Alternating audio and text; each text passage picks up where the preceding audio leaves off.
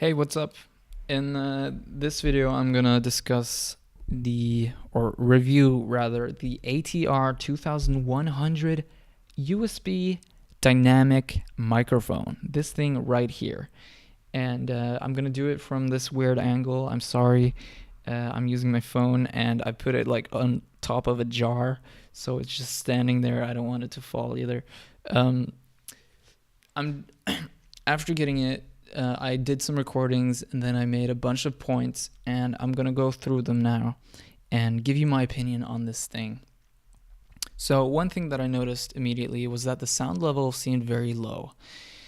I feel like I have to get very close to it to be able to have a loud recording, and my gain on my Mac computer is at 100%, so it's like at the loudest, which, yeah, I wish it was a bit louder, that it picked up noise better, but whatever. By the way, I just want to mention this is the first microphone of this type I've ever bought.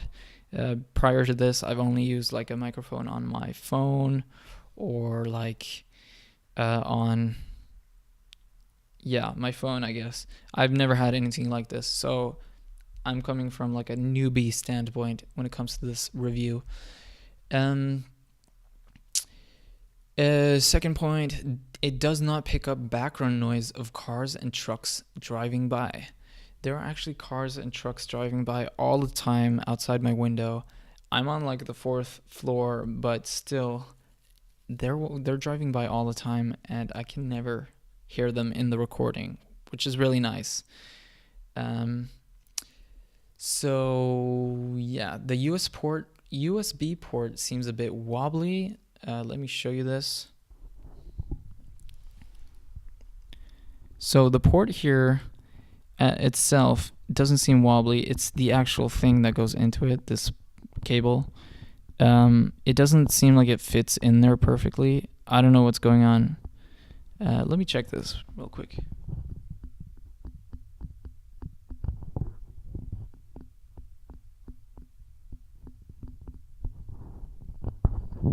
Yeah, so it's a bit wobbly. I don't like that. I wish it was like it just fit in there super snug and nicely, but it does not. I wish that's something that was different or better on this mic. The product didn't come with anything to put the microphone in. Here's the box, by the way. It came with XLR cables, or one XLR cable and a USB cable, and the stand, by the way. But nothing to actually put it in and protect it when not being used, which is okay for me, but I wish there was like a little bag or something for it to come along with. Sound quality is awesome. As you can hear, the sound quality is pretty damn good. I really enjoy the sound quality. I have no complaints whatsoever. This is like 1,000 times better than using like the iPhone or anything. So I'm happy with that. The stand is way too fucking short. This tripod thing comes along, this thing right here, and it is way too short. I've actually lowered my chair as low as it goes in order to get closer to the microphone, and I still have to sort of like bend down in order to speak in it. And I've also tried like pulling this up as far as I can in this little tripod thing. It's still too low. So yeah, it would have been better to have a tripod that like goes up. There's a headphone feature on this thing, meaning that you can plug in your headphones and like listen to yourself as you're speaking, and there's like a switch below here where you can like adjust the volume, but it doesn't work for me. It doesn't work at all. What happens when I do this, when I use the switch, is that it adjusts the volume of my computer. I have like the sound being adjusted as I use this thing, and it just seems ridiculous. It's almost as if my computer thinks it's like the up and down of a earbuds, cable or something. I don't know, but either way, it's not working. It does not work with my headphones. So that feature is kind of useless for me, at least. It might work if for a Mac or something, and it might just be my personal Mac software. I'm running a slightly older version, 2 or 3 year old Mac on the Yosemite version, so that might be the reason. You do hear shock noises when just barely touching or moving the stand. Of course, you've got to expect that if you don't have a shock stand, I suppose. Strong plastic smell upon opening it, but seems to be fading over time. Yes, that is true. There was kind of a plastic smell of it when I first got it, kind of strong too, actually. But right now, it doesn't really have much smell. I think it's completely gone almost after about 3 weeks or something. So there's that. I kind of regret not getting a condenser because it's annoying having to be so freaking close to the microphone. Yes, that's a bit true. I kind of feel like it would have been better to have gotten a condenser microphone rather than this thing. The mesh filter here, there's like a mesh screen or whatever you want to call this on the tip here, and it says in the user instruction thing, whatever, that it prevents the pop noises. It functions as a pop filter or whatever, but I don't feel that to be the case. It's not true, because as you can hear, pop, place, penis. It doesn't work. I mean, it works probably to some degree, but it doesn't work completely.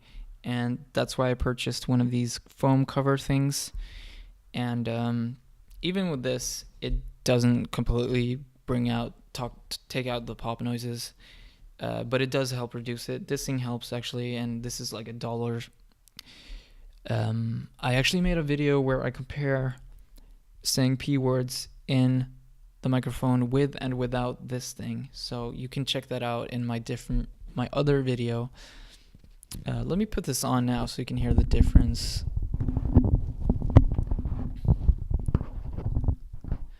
All right. Let's see. I would prefer the frequency band thing to be completely flat. Yeah, the frequency band of this thing isn't completely flat. Yeah, I don't have it right now. I think it's in the instruction thing. It goes up in the beginning, and then it goes relatively flat over the entire thing, but at the end it like shifts a bit. I'm sorry, I haven't, you know what, I'll just pull it out for you.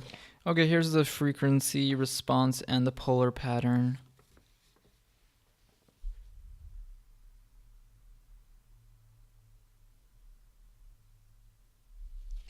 Yeah, so that's how that looks. What else have I written here? The blue light. There's like a blue light on this. Let me show you.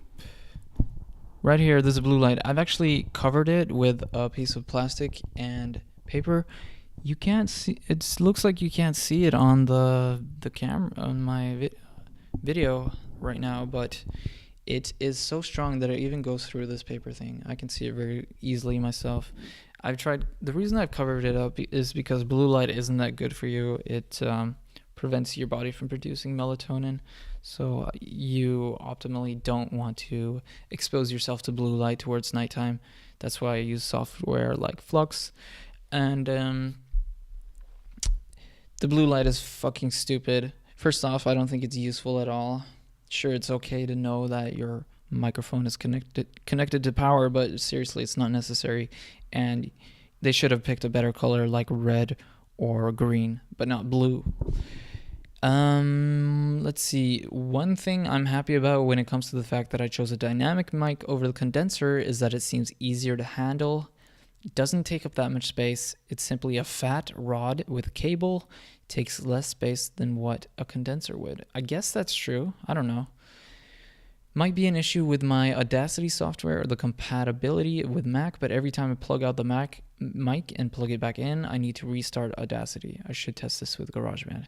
Actually, this didn't turn out to be true. I think it might have just been Audacity, but with GarageBand at least, I was able to just plug it in and use it without having to Whoa, no, don't fall. Oh. I was able to restart, no, to use this mic without having to restart the software. Okay. All right. That's pretty much everything I wrote about it. I hope this helps you out if you're considering purchasing this microphone. I think it's pretty nice. I'm pretty happy with it. I plan on just doing like some like voice recordings with it, and I think it will serve that purpose quite nicely. So yeah, there you go. I hope you enjoyed this video, and peace out.